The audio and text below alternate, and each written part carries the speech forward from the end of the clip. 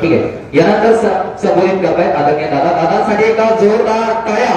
माझी हनुमंत कोकाटे तुम्हाला विनंती आहे की 2-3 गोष्टीची नोंद तुम्ही कृपा करून घ्या. आपला हा महायुतीचा उमेदवार आहे. महायुतीमध्ये भाजप, राष्ट्रवादी काँग्रेस पार्टी, शिवसेना, रासप, आरपीआय हटवले, आरपीआय खरा, त्याच्यानंतर तुमचे सदाशिवराव खोत, असे वेगवेगळे मान्यवर त्याच्यामध्ये ते पक्ष आहेत. महायुतीमध्ये तुम्ही जिथं सभा असतात तिथं घड्याळाचं झेंडे असते, तिथं आम्हाला आरपीआयचे पण झेंडे दिसले पाहिजे, तिथं शिवसेनेचे पण धनुष्यबाणाचे दिसले पाहिजे, तिथं तुमच्या कमळाचे पण दिसले पाहिजे, रासपचे पण दिसले पाहिजे.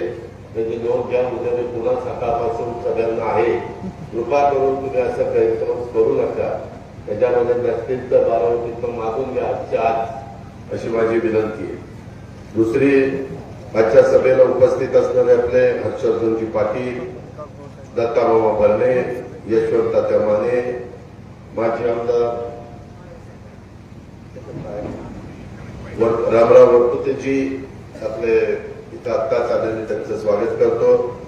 तसंच आमचे प्रवीण भैया माने, राजवर्धन पाटील, ॲडव्होकेट शरद जामदार, संजय गोटे, अशोक बडवे, हनुमंत कोकाटे, अंकिता पाटील, गजानन वागसे, मयूर पाटील, ॲडव्होकेट लक्ष्मण शिंगाडे, राजकुमार जठार, श्रीमंत ढोले, संदीप आदली, युवराज मस्के, डॉक्टर शशिकांत तरंगे, साधनाताई केकाळ, देवराज जाधव, माऊली चौरे, सीमाताई काळगे, दशरथ डोंगरे, दत्तात्रय कडतरे, संगीता दंडवते, संदीप भोम, संतोष राजगुरू, बापूराव शेंडे, आमचे सचिन सपकळ, सतीश पांढरे, गोरख आदली, बापू घाडगे, प्रवीण डोंगरे, निलेश देवकर, मच्छिंद्र चांदणे, वसंतराव मोहोळकर, लालासाहेब चांदणे, नानासाहेब शेंडे, दादासाहेब बडापुरे, अतुल जगडे, तुषार जाधव, तानाजी मारकर, ॲडव्होकेट सचिन राऊत, अण्णासाहेब कोकाटे, मनोज भोम, राजू भोम, कुंडलिक कचरे, अमोल राऊत, रेखाताई मिलानी, शानंद भोम, मनसेचे राजू भोम, माऊली वाघमोडे, कुलदीप हेगडे, गणेश गाडगे, संतोष चव्हाण, महेश जटार, सचिन चांदणे, अभिजित गुरव, माणिक भोम, अर्जुन भोम, भगवंत कराडे, पांडुरंग हेगडे, रामभाऊ हेगडे, मनोहर पिसाळ, मयूर शिंदे, अंकुश जटार, विपुल बहादर. काय होतं, हर्षवर्धन पाटील म्हणतात ते आधीतली नावं घ्यायची, मला घ्यायला लावली बायकासारखी नावं आणि स्वतः मात्र पुरुषासारखं भाषण करतो. काय न्याय आहे का बघा तुम्ही. जरा तो गमतीचा भाग जाऊ द्या.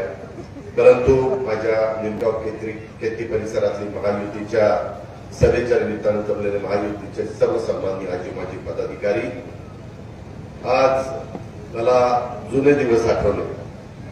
मला आठवते पवारसाहेब राज्याचे मुख्यमंत्री झाले 4 वेळेला आणि त्यावेळेस इथं हत्तीवरून साखर वाटली गेली. बापू तुम्हाला आठवत असेल, जुन्या लोकांनाही आठवत असेल. एक मोठी मिरवणूक काढली, जेव्हा पंतरकार बोलायलाही बसतात आणि कामालाही बसतात आणि त्याच्यावर हत्तीवरून मिरवणूक. म्हणलं का अप्पा? नाही म्हणजे आता पाणी येणार आहे. इकडं शेरगाव कट काहीतरी पहिला होता, नाही शेरगाव कट होता, नंतर संकट झाला. तर त्याच्यामध्ये तो काळ स्वर्गीय जमाप्पा असतील, स्वर्गीय एकनाथ दादा हेगडे असतील, स्वर्गीय अण्णासाहेब हेगडे असतील, आमचे स्वर्गीय सोपानराव भोग असतील किंवा स्वर्गीय हिरालालजी शाह असतील, त्या सगळ्यांनी निमगाव केतकीच्या जडणघडणीमध्ये खूप मोठं योगदान त्या मान्यवरांचं आहे. परंतु काळाच्या दिवसात पुढे तुमचं माझं काही चालत नाही. ती वडीलधारी आज आपल्याला सोडून गेलेली आहेत. त्यांच्या आठवणी त्याच आपल्याला आता त्याच्यातच दिवस काढायचे. मी त्या सर्वांना भावपूर्ण श्रद्धांजली अर्पण करतो. परंतु मित्रांनो, 78-79 साली पाणी आणायचं ठरलेलं होतं. आज देखील आपण पाणी पाणी पाणीच करतो. म्हणजे जवळपास ते 22 वर्ष आणि हे 24 वर्ष. 22 जुने 44, 1 वर्ष सोडा, 45 वर्ष झाली. पण आपल्याला अनेक निवडणुका आल्या गेल्या, पाणी आणलं गेलं, तलाव झाले, आझाद तलाव झाले, त्याच्याबद्दल पाणी आणलं गेलं. परंतु दुष्काळ पडतो, यंदा दुष्काळी वर्ष आहे. सगळ्यांना वाटतं पाणी दिलं पाहिजे. कालवा सल्लागार समितीचा अध्यक्ष या नात्याने मी काय करू शकलो आणि ते पाणी आता थोडं पण आणू शकलो त्याची जरा आपण जाणीव ठेवा, ओळख ठेवा. पालखी मार्ग मोदी साहेबांच्या विजन मधनं त्या ठिकाणी झालाय. त्याच्यातून लोकांच्या थोड्या गैरसोयी झाल्या, काही ठिकाणी सोयी झाल्या. गावातले ज्यांचे रस्ते होते ते बाहेर न गेल्यानंतर त्याचा परिणाम बाजारपेठेवर कमी अधिक प्रमाणामध्ये होतो. परंतु गावामध्ये दुसरं काही उत्पन्नाचं साधन झाल्यानंतर निश्चितपणे त्याचाही फायदा माझ्या गावकऱ्यांना होतो, माझ्या व्यापारी बंधू भगिनींना होतो. मित्रांनो, आज बोलत असताना दत्तामामांनी हर्षवर्धन पाटलांनी बरंच सांगितलेलं आहे. आज लग्नाची मोठी तीज आहे. ज्या प्रचंड संख्येने भर दुपारी आज 42 टेम्परेचर असताना तुम्ही जेवढी उपस्थिती दाखवली त्याबद्दल मी आपल्या सगळ्यांचं स्वागत पण करतो आणि महायुतीच्या वतीनं आभार देखील मानतो. मित्रांनो, ही निवडणूक गावकी भावकीची निवडणूक नाही, ही देशाचं भवितव्य ठरवणारी निवडणूक आहे. मला हनुमंत कोकाटे तुम्हाला सांगायचं आहे, जरा माझा निरोप आपल्या तालुक्यातल्या सगळ्या कर्मचाऱ्यांना, अधिकाऱ्यांना द्या. कुठल्या कर्मचाऱ्यांना, अधिकाऱ्यांना द्या ते तुमच्या लक्षात आलंय. आणि सोसायटीच्या पण सचिव लोकांना द्या. मी जरी आज बँकेमध्ये डायरेक्टर नसलो तरी माझं एवढंच बँकेत ऐकलं जातं. एवढंच. आणि इथं जे काही गप्पा आणतो, मी याव करेन, मी त्याव करेन, त्याला कधी काय करीन त्यालाच कळायचं. त्याच्यामुळं लोक जर कुणाच्या भीतीला घाबरून आपली बदली होईल, आपलं काहीतरी अडचण होईल, या जर भ्रमात असतील तर तो भ्रम त्या लोकांनी मनातनं काढून टाकावा. हे अजिबात कुणाचं मी खपून घेणार नाही. एक तर मी कुणाच्या नादी लागत नाही आणि कुणाच्या नादी लागलो तर मग त्याला सोडत नाही. हे उभा महाराष्ट्र त्या ठिकाणी ओळखतो. माझ्या लोकांना जर दमदाटी झाली, एखाद्याला मस्ती आली, तर ती मस्ती कशी जिरवायची आणि काय त्यांचा बंदोबस्त करायचा. उद्याच्याला तुम्ही एखाद्या पदावर असला तरी ज्या पदावर त्या संस्थेमध्ये गेल्या तर त्या संस्थेचा कोणी माणूस देखील तुम्हाला विचारणार नाही. त्याचाही बंदोबस्त मनात आणलं तर लोक करू शकतात, मी नाही, लोक करू शकतात. कारण ते आचारसंहिता चालली त्याच्यावर ते पण बघावं लागतं. पण त्याच्यात जी काही नोंद घ्यायची, समजने वालों को इशारा काफी रहता, तर त्याच्यामुळं त्यांनी त्याची नोंद घ्यावी. आणि सर्व महायुतीच्या कार्यकर्त्यांना विनंती करतो, असं कोणी काही करत असेल तर मला सांगा. हर्षवर्धन पाटील साहेब, तुमच्याकडे अनेक वर्ष सहकार खातं होतं, आता सहकार खातं राष्ट्रवादीकडे एकनाथराव शिंदे आणि देवेंद्रजींनी दिलेलं आहे. आणि सहकार खात्यामध्ये किती ताकद असते. नियमाच्या बाहेर जाऊन काम केलं तर, अनियमितपणा केला तर याही गोष्टीची नोंद ही सगळ्यांनी घेतली पाहिजे. या माझ्या स्टेटमेंटवर कुणीतरी काहीतरी बोलेल, परंतु ते कोण बोलतंय आणि त्याच्यानंतर त्याला काय उत्तर द्यायचं ते पण मला चांगलं जमतं. एवढंच त्याबद्दल मी सांगतो. मित्रांनो, सध्या केंद्र आम्ही निवडणूक का अतिशय महत्वाची मानलेली आहे.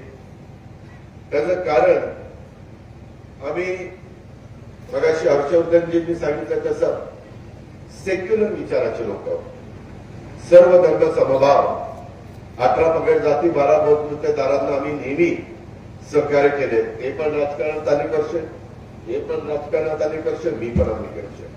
एक उदाहरण मला त्याच्यामध्ये दाखवा की याच्यामध्ये कुठंतरी आमच्याकडनं अल्पसंख्याकावर अन्याय झाला.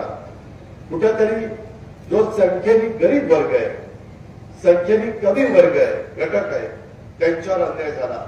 असं आम्ही कधी होऊन देत नाही, पुढेही होऊन देणार नाही.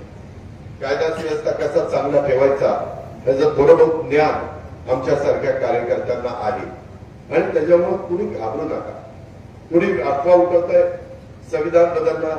अहो, घटनेचे शिल्पकार डॉक्टर बाबासाहेब आंबेडकरांचं संविधान इतकं उच्च पातळीचं आहे. आज जग ते संविधान मान्य करतं. ते भारताचं आहे, पण जग पण म्हणतं किती विचारपूर्वक भारतीयांनी आणि बाबासाहेबांनी ते संविधान तयार केलेलं आहे याचा आपल्याला रास्त अभिमान आहे. आज एवढा मोठा खंडप्राय देश त्यामुळे एकसंघ राहिलेला आहे. आपली घटना त्या घटनेच्या बद्दल पण आपल्या सगळ्यांना अभिमान आहे. आणि त्याच्यामध्ये विरोधक प्रचार करतात की हे उद्या घटना बदलणार. तुम्हाला माहिती आहे निमगाव नितीकरांनो आणि पंचक्रोशीत जमलेल्या माझ्या बांधवांनो, आतापर्यंत पंडित जवाहरलाल नेहरूजींच्या पासून नरेंद्र मोदी साहेबांच्या पर्यंत जेवढे पंतप्रधान झाले 106 वेळेला त्याच्यामध्ये अमेंडमेंट करण्यात आली. 106 वेळेला. आणि मोदी साहेबांच्या वेळेस काय झालं, तुमचा मागास आयोग त्याची मुदत संपली होती. मागास आयोगाची मुदत वाढवणं गरजेचं होतं देशाच्या करता. का तर कुठल्या मागास वर्गीयावर अन्याय होऊ नये त्याकरता अमेंडमेंट केली आणि ती मुदत वाढवली. महिलांना वंथक जागा देणं 2029 पासून महिलांना लोकसभेत आणि विधानसभेमध्ये नेहमीच्या जागा सोडून वंथक जागा त्यांच्याकरता आरक्षित केल्या, बिल पास केलं, ती अमेंडमेंट केली. अशा पद्धतीनं मी ते सगळं बघितलं. अतिशय योग्य कारणाकरता अमेंडमेंट केली. लाल बहादूर शास्त्रीजींनी जय जवान जय किसान नारा दिला. त्यांनी त्यांच्या 2 वर्षाच्या कारकिर्दीत 3 वेळेला अमेंडमेंट केली. इंदिरा गांधींनी केली, मनमोहन सिंगांनी केली, पंडित जवाहरलाल नेहरूंनी केली, त्याच्यामध्ये लाल बहादूर आपले वाजपेयी साहेबांनी केली, अनेकांनी केली. पण बाकीच बोलायचं फक्त मोदी साहेब असं करणार, मोदी साहेब कसं करणार. मोदी साहेबांच्यावर एक पण भ्रष्टाचाराचा आरोप 10 वर्षात झाला नाही. झाला का? नाही झाला. बाकीच्या पंतप्रधानांच्यावर झाला, त्याबद्दल बोलत नाही. अतिशय पारदर्शक कारभार करण्याचा त्यांचा प्रयत्न असतो. विरोधक आरोप करतात वाटतंय ते, पण त्याच्यामध्ये तथ्य नाही. त्यांना तिसऱ्यांदा पंतप्रधान करायचंय. कारण देशाचा नावलौकिक जगामध्ये वाढवण्याचं काम गेल्या 10 वर्षामध्ये मोदी साहेबांनी फार मेहनत करून त्या ठिकाणी तो निर्णय तिथपर्यंत आपल्या देशाला पोहोचवलेला आहे. त्यामुळे आपल्याकडे बघण्याचा दृष्टिकोन बदललेला आहे. आज आदराने भारताकडे बघितलं जातं. चंद्रयान आपण पाठवलं, मंगळयान आपण पाठवलं. हे सहजासहजी कुणाला जमलं नाही, ते मोदी साहेबांच्या सरकारने केलं. आज शेतकऱ्यांना पण ऊसाची एफआरपी दरवेळेस वाढवून देतात. आज इन्कम टॅक्स आमच्या शेतकऱ्यांच्यावर टाकी तलवार होती, तो काढून टाकला, त्याचा दंड काढून टाकला. इथून पुढे एफआरपी पेक्षा जास्त भाव दिला तर साखर आयुक्ताची परवानगी घ्यायची.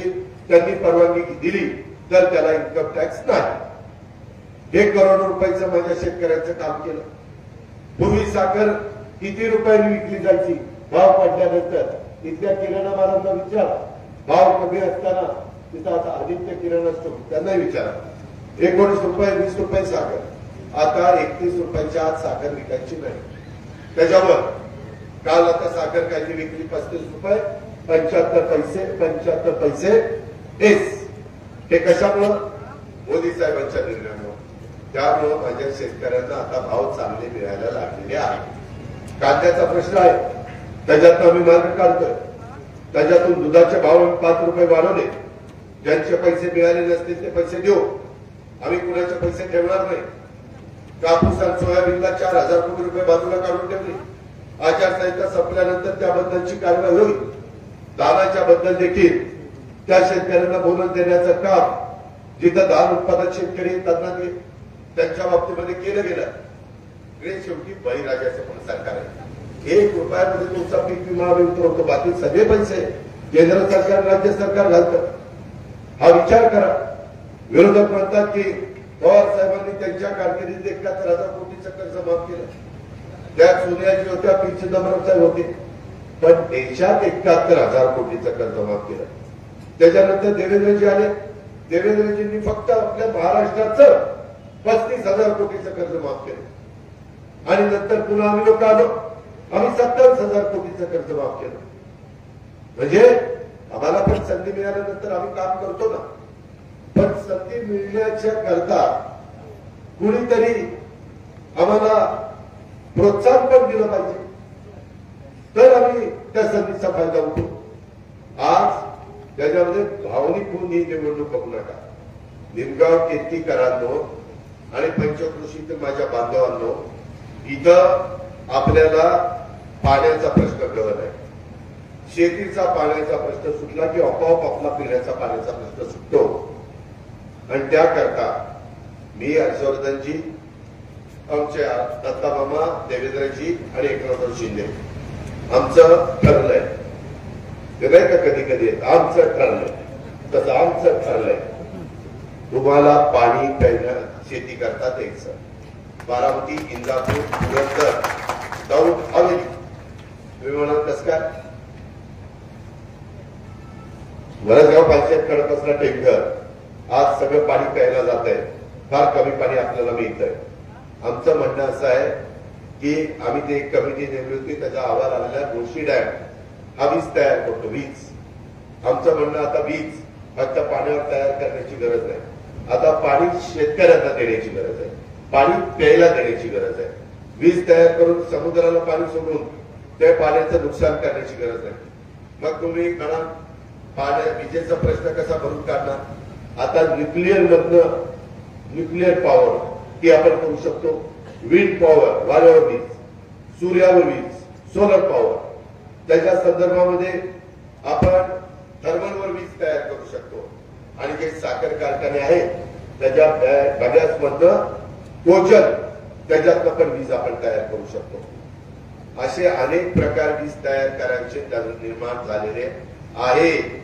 त्याच्यामुळं आमचं म्हणणं आहे की आता टाटानी मुळशीचं पाणी आमच्या पुण्याला प्यायला द्यावं आणि पुण्याचे पाणी ज्याचा उल्लेख दत्ताबाबांनी केला जवळपास 20-22 TMC पाणी ते आम्हाला खाली यावं. तेवढं पाणी आल्यानंतर आपण अतिशय सुजलाम सुफलाम आपला सगळा भाग होईल. लोक एकदम खुश होऊन जातील. कुणाच्या तोंडातला घास आपण काढून घेतलेला नाही. कुठलं दुसरं पाणी मंजूर करायची गरज नाही. हे कसं करण्याकरता पैसा लागणार आहे. पैसा राज्याचा द्यायला मी तयार आहे, पण मला मर्यादा आहे. कारण आमच्या तिजोरीचं उत्पन्न बघूनच मी पैसे देणार. मग बाकीचे पैसे कुठे आणायचे तर केंद्राकडनं. मग केंद्रामध्ये बारामतीचा खासदार केंद्राला पाठिंबा देणारा निवडून गेला पाहिजे. मागे 10 वर्ष आताचे खासदार निवडून दिले, त्याच्यात आपला बारामती लोकसभा मतदारसंघाचा एवढा देखील फायदा झाला नाही. कारण ते विरोधी पक्षाचे खासदार होते. आता आपल्याला सत्ताधारी पक्षाचा खासदार निवडून पाठवायचा. त्याचं चिन्ह आहे घड्याळाचं. त्याच्याकरता घड्याळाच्या चित्राच्या शेजारचं 7 तारखेला आपल्याला बटन दाबायचं आणि त्याच्यातून माझ्या या सगळ्या भागातल्या शेतीचा पाण्याचा प्रश्न सोडवायचा. हे महत्वाचं काम आपल्याला करायचं आहे. आम्ही दुसरं तर लागलेली निवडचं 300 कोटीचं काम 17 गावांचं सुरू झालं. तुम्ही जावा कधी उजनीला.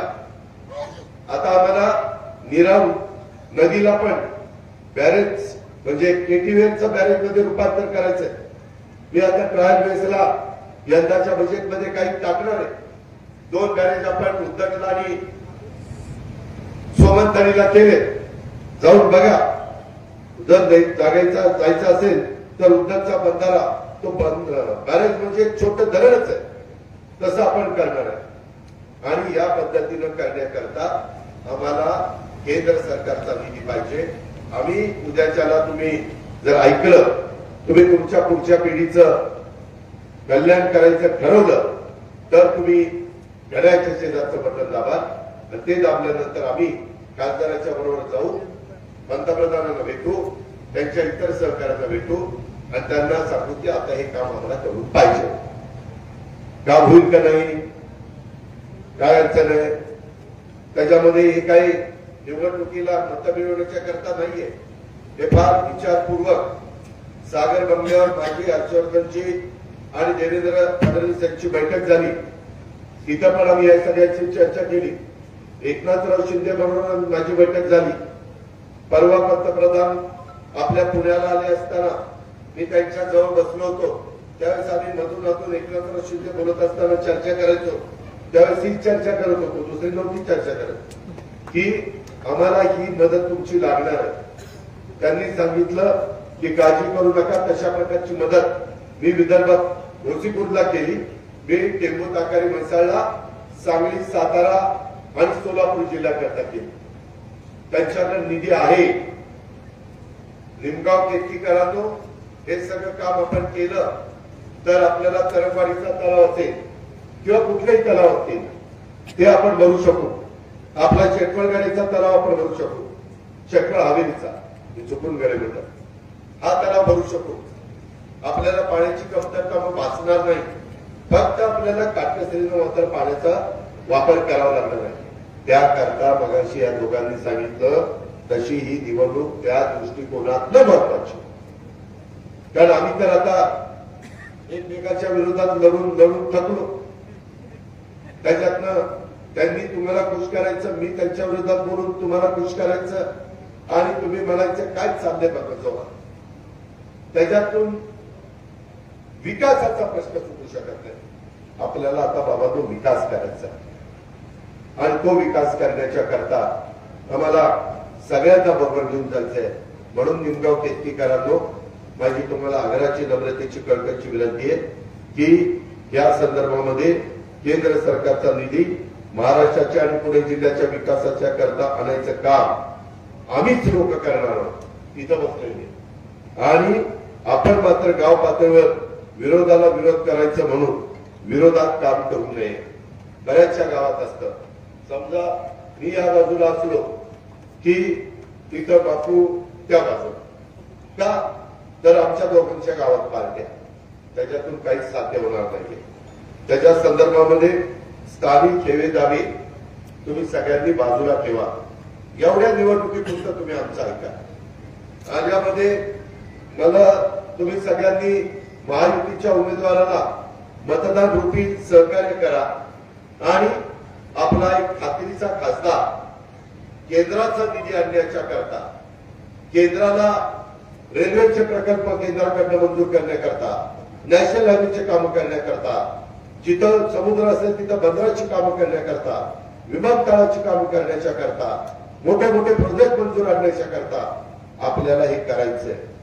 म्हणून माझी तुम्हाला विनंती आहे की आपण ते करा.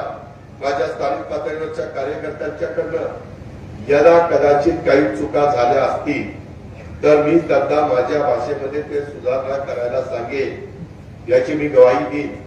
कधी कधी लोक म्हणतात दादा तुमचं आश्वासन, तुमचं दत्ताबाबांचं काय नाही, पण तुमचे नावं घेऊन जी पुढारी आहेत ना तीच आम्हाला त्रास देतात आणि ती तुमचा प्रचार करतात म्हणून आमचा तुम्हाला मिळतो. अरे पटेल, अरे त्यांचा राग आमच्यावर कशाला काढता?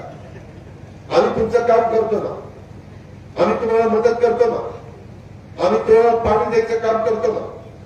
त्याच्यामध्ये या लोकसभेला जो कार्यकर्ता प्रामाणिकपणे कार्य करेल त्याला आम्ही पूर्णपणे सहकार्य करू. तुम्ही असं म्हणत चालू नका आता इथं हर्षवर्धन पाटलांची एक पार्टी आणि आमची एक पार्टी, मग हर्षवर्धन पाटलांचे कार्यकर्ते काम करतायत, मग आपण कशाला करायचं? दोघंही काम करा, दोघंही एकत्रित मतदान घेऊन दाखवा. बारामती तालुक्याचा विकास मी कशामुळे केला?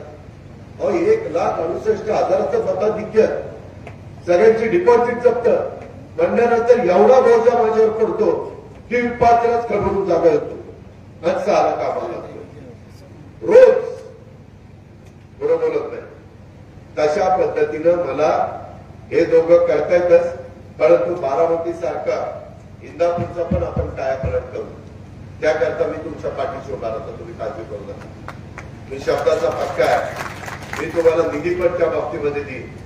त्याच्यामध्ये आपल्या कार्यक्षेत्रातील ऊसा संदर्भात काही चुका झाल्या असतील किंवा काही दमदाटी करत असतील तुझा ऊस देणार नाही. तुमचा ऊस परिपक्व झाला असेल आणि इतर कोणी देत नसेल तर अजित पवार तुमचा ऊस मिळून जाईल. गाठा परफेक्ट, भाव परफेक्ट, काय काळजी करू नका. त्याच्यामुळं कोण ऍग्रो फिग्रो काही दम देत असेल तर त्या किताबाला घालू नका. आपला दम त्यांच्यापेक्षा लय भारी. त्याच्यामध्ये आपल्या कार्यक्षेत्रातील एकंदरीत अंबालिका असेल, दौंड असेल, कारखाना, त्याच्या लागण तारखा, पोच, या सगळ्या बाबतीमध्ये मी त्याच्यातला मार्ग काढेन. स्थानिक पातळीवर ज्या ठिकाणी आमचे कार्यकर्ते माझ्या नावाचा वापर करून छोट्या केसेस कुणावर लावत असतील तर त्या संदर्भात आणि विकासाला अडथळा निर्माण करत असतील, कधी कधी मला कार्यकर्ते देतात दादा आमचा रस्ता अडवलाय, दादा आमचं हे काम अडवलंय, दादा तुमचं ते काम अडवलंय, तर असले प्रकार मी माझ्या कार्यकर्त्याकडनं कपून घेणार नाही. त्यांना योग्य पद्धतीनं समजावून सांगेन. परंतु समजावून सांगून त्यांनी नाही ऐकलं तर मग त्याला शेवटी नाल्यात असतं योग्य जागा दाखवेल.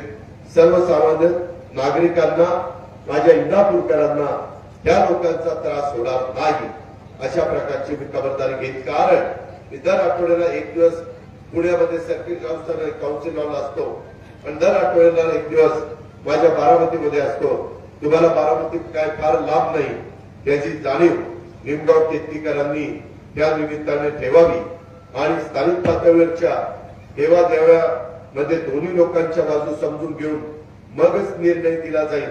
एकतर्फी निर्णय त्या ठिकाणी दिला जाणार नाही याबद्दलची पण खबरदारी मी आणि माझे सगळे सहकारी, आमचे महायुतीचे सगळे घटक या निमित्तानं घेतील.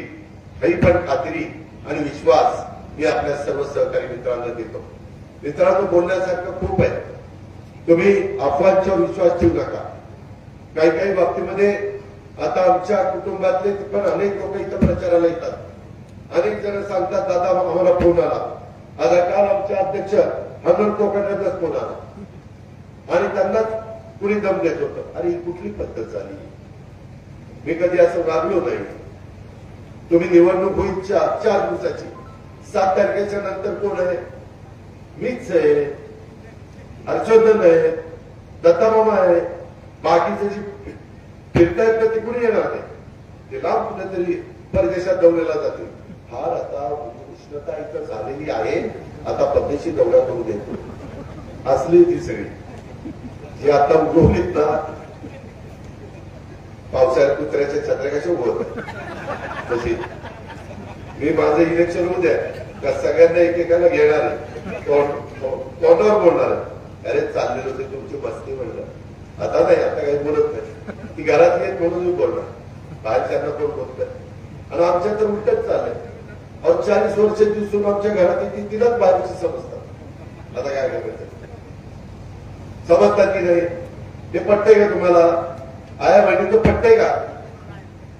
सून आली की तिनं ते जे काही धान्य असतं ते माप असतं, पाहिली असती, शेर असतं, काय असतं ते माप ओलांडलं की ती त्या घरची लक्ष्मी झाली. त्याच्या संदर्भामध्ये निम्मी प्रॉपर्टी लगेच घरातली तिची झाली. इथं आता राजवर्धन बसला आणि अंकिता बसली. महाराजांनी मला सांगितलं माझी जी काही प्रॉपर्टी आहे 50% अंकिताला दिली, 50% राजवर्धनला दिली.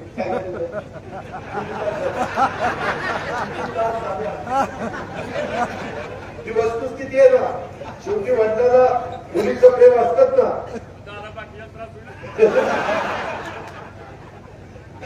मित्रांनो, गमतीचा भाग जाऊ द्या, पण तो त्यांच्या बाजूने कायदा पण आहे. शेवटी घरामध्ये मुलगा मुलगी जन्माला आले तरी मुलाला जी प्रॉपर्टी जाते तेवढीच प्रॉपर्टी मुलीला पण द्यावी लागते. हा कायदा झालेला आहे. शेवटी महिलांचा मान सन्मान प्रतिष्ठा आपणच ठेवली पाहिजे. कारण ती कुणाच्या घरची लक्ष्मी आहे. ती कुणाच्या घरची सून आहे. तिला बाहेरची म्हणता येणार नाही. त्याची नोंद माझ्या निमगाव केतकीकरांनी घेतली पाहिजे. मित्रांनो, दिवस येतात जातात. आता इथं आया बहिणी बसल्यात. 4 दिवस सासूचे असल्यानंतर 4 दिवस सुनेचे येतात की नाही?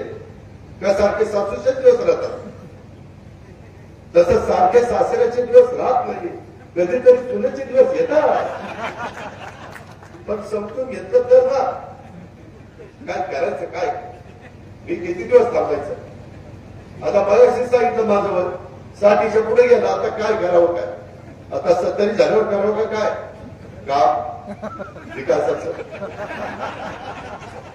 मित्रांनो, व्यक्तीचा भाग जाऊ द्या. मी पोटतिडकीने सांगतोय, त्या दोघांनी पण तुम्हाला पोटतिडकीने सांगितलेलं आहे. आम्ही पंतप्रधानांची चर्चा केलेली आहे. आम्ही राज्याच्या मुख्यमंत्री उपमुख्यमंत्र्यांची चर्चा केलेली आहे. सुदैवाने अर्थ खातं माझ्याच ताब्यामध्ये. त्यामुळं आपलं एक कायमचं दुग्र दूर करायचं, माझं, हर्षवर्धनजींचं, दत्तामामाचं आणि आमच्या महायुतीचं स्वप्न आहे. आणि ते स्वप्न जर कृतीत आणायचं असेल तर ते तुमच्या हातात आहे. कसं? तर उद्याच्या 7 तारखेला घड्याळाच्या शेजारचं पहिल्याच मशीन मध्ये नंबर 2 ला आपलं नाव आहे आणि तिथं घड्याळाच्या शेजारचं बटन आहे. ते जर आपण दाबलं तर हर्षवर्धन पाटील मगाशी तुम्ही मी दत्ता असताना गाडीत काय बोलतो तुम्ही म्हणला दादा आचारसंहिता संपल्या मुंबईत आपण बसायचं म्हणलं की नाही. आचारसंहिता मी कामाला वेळ लावणारा माणूस नाही. आपला झटपट निर्णय असतो. एक गाव 2 तुकडे बघू करू या उद्या या मुंबईला त्याच्यातच वाटोळ होते. बऱ्याचदा आता आचारसंहिता आहे नाहीतर काम दिलं की मी लगेच अधिकाऱ्याला सांगतो लावतो. कसे काय म्हणायचे लाव व्हिडिओ कसं आपलं असतं लावतो आणि कर का या पद्धतीनं बाबा आम्ही शब्दाचे पक्य आम्हाला कुणाचाही अनादर करायचा नाही. परंतु कधी ना कधी प्रत्येकाचा वेळ असते काळ असतो आणि दुसऱ्याला संधी द्यायची असते. आम्हाला माहितीये पुढं 5-10 वर्षांनी आम्हाला दुसऱ्यांना संधी द्यावी लागेल. ज्याच्यात कर्तृत्व असेल ज्याच्यात नेतृत्व असेल तो कुठल्या जातीचा धर्माचा पंथाचा अजिबात आम्ही बघणार नाही. तो कर्तृत्व नसेल तो आपल्या परिसराला पुढे घेऊन जाणार असेल तर तसल्यांना आशीर्वाद देण्याचं कामच आमच्यासारखे कार्यकर्ते त्यावेळेस करतील. याही गोष्टीची नोंद आजच्या निमगाव व्यक्तीच्या सभेच्या निमित्तानं आपण सगळ्यांनी घ्यावी आणि आता राहिलेल्या काळामध्ये कुणी काही किती भावनिक होऊन त्याच्यामध्ये डोळ्यामध्ये अश्रू जरी आणले तरी देखील भावनिक होऊ नका. डोळ्यात अश्रू आले म्हणजे पाणी येणार नाही. पाणी आणण्याच्या करता अंगात पाणी असणाराच माणूस पाणी आणू शकतो. आमच्या अंगामध्ये पाणी आहे ते आम्हाला तुमच्या शिवारात आणायचंय. ते आम्हाला तुमच्या शिवारात आणायचंय आणि लागलेली मोठचं काम सुरू झालंय. आम्ही बोलतो तसं वाटतो. 300 कोटी रुपयाचं काम मध्ये इंदापूरला आलो होतो. असंच व्यापाऱ्यांनी सांगितलं की बाबा 382 कोटीचा पूल झाला तर करमाळा आणि इंदापूरचं कल्याण होणार आहे बाजारपेठ वाढणार आहे. ताबडतोब पूल मंजूर केला की नाही. बातम्या आल्या की नाही 382 कोटी रुपये कशाला म्हणतात. आम्हालाही कामाची आवड आहे म्हणून आपण तिथं केंद्रात मोदींचं सरकार आणि राज्यात मोदींना सपोर्ट करणारे जास्तीत जास्त आमचे खासदार महायुतीचे हे आपण निवडून द्या आणि त्याच्यातून काय बदल होतोय. आता 15 वर्ष त्यांना निवडून दिलंय. आता 5 वर्ष आमच्या खासदारांना निवडून द्या. बघा तुलना करा की त्यांचा काळ कसा आणि आमचा काळ कसा. आमच्या 5 वर्षाची कारकीर्द महायुतीच्या खासदाराची निश्चितपणे पहिल्या खासदारांपेक्षा उजवी असेल हा शब्द निमगाव केतकीकरांना देतो आणि माझी रजा घेतो. जय हिंद जय महाराष्ट्र. धन्यवाद दादा. करतो बघतो अशी